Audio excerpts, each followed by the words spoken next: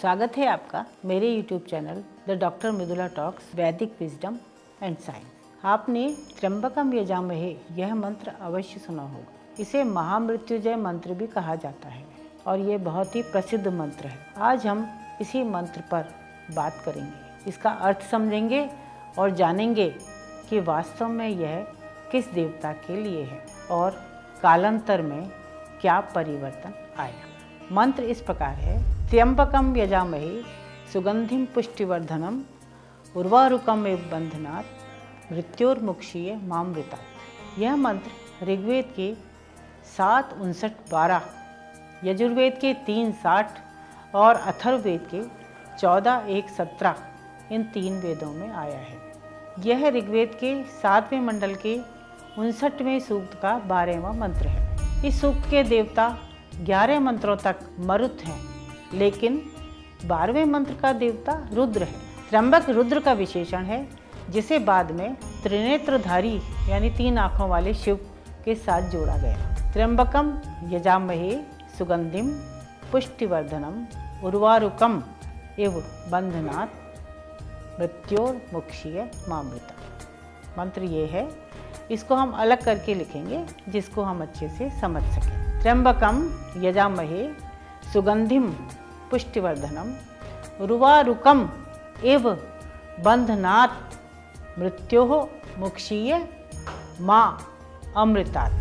सुगंधित और पुष्टि को बढ़ाने वाले त्र्यंबक की हम यजामहे पूजा करते हैं। उर्वारुकम एव खरबूजे के समान मृत्यु के बंधन से छुड़ाओ, लेकिन अमृत से नहीं। माँ अमृतात्, अमृत से नहीं। सबसे पहले त्र्यंबक शब्द को देखें। यह त्रि और अम्बक से बना है। त्रि का अर्थ है 3, इसमें अम्ब शब्द है। स्वामी दयानंद के अनुसार अम्ब शब्द में अम धातु है, अर्थ है गति करना। येन ज्ञानेन अमति तत् अम्बम। येन ज्ञानेन, जिस ज्ञान से अमति यानी गतिशील करता है, वह अम्ब है। किसको गतिशील करता है? तीनों लोगों को, इसलिए त्र्यंबक है।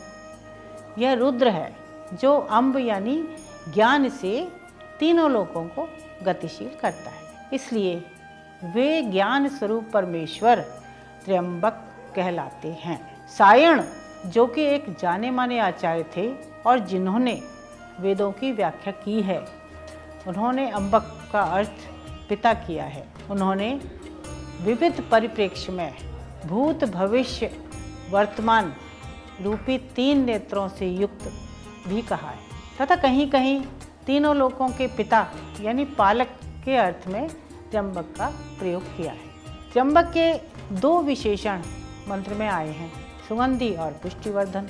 उस त्र्यंबक की सुगंध सब ओर विद्यमान है, वह पुष्टिवर्धक है, समृद्ध जीवन देता है और पोषण भी करता है। इस तरह के त्र्यंबक या रुद्र की हम पूजा करते हैं। आगे ये प्रार्थना की गई है कि जैसे खरबूजा उर्वारुक, खरबूजा जब पककर सुगंधित और पुष्टिवर्धक हो जाता है तो वह बेल के बंधन यानी उसके डंठल से टूटकर अलग हो जाता है।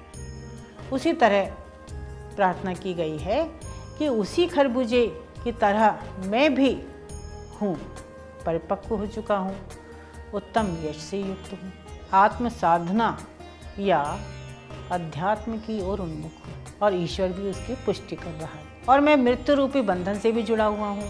खरबूजा जैसे बंधन से अलग हो जाता है, वैसे ही मुझे भी इस मृत्यु रूपी बंधन से छुड़ा दो, आज़ाद कर दो। लेकिन अमृतत्व से मत छुड़ाना, मैं इस आवागमन के चक्र से आज़ाद हो जाऊं, मृत्यु के बंधन से छूट जाऊं, लेकिन अमृत से नहीं। अमृत का मतलब क्या है कि मोक्ष प्राप्ति हो जाए, तो हम मोक्ष के आनंद से कभी वंचित न हों। ऋग्वेद में यह मंत्र रुद्र के लिए है, पर कालांतर में इसे शिव के रूप में पहचाना जाने लगा। रुद्र को शिव से जोड़ा जाता है और यह भी माना जाता है कि शिव रुद्र से विकसित हुए हैं। इस प्रकार ऋग्वेद में यह मंत्र रुद्र के लिए है, पर कालांतर में इसे शिव के रूप में मानने लगे, 3 नेत्रों वाले। यजुर्वेद में भी इस मंत्र का उल्लेख है।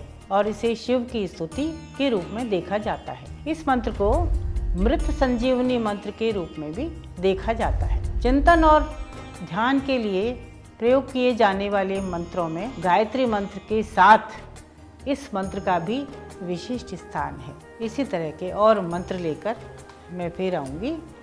देखते रहिए मेरा YouTube चैनल और सब्सक्राइब भी करिए।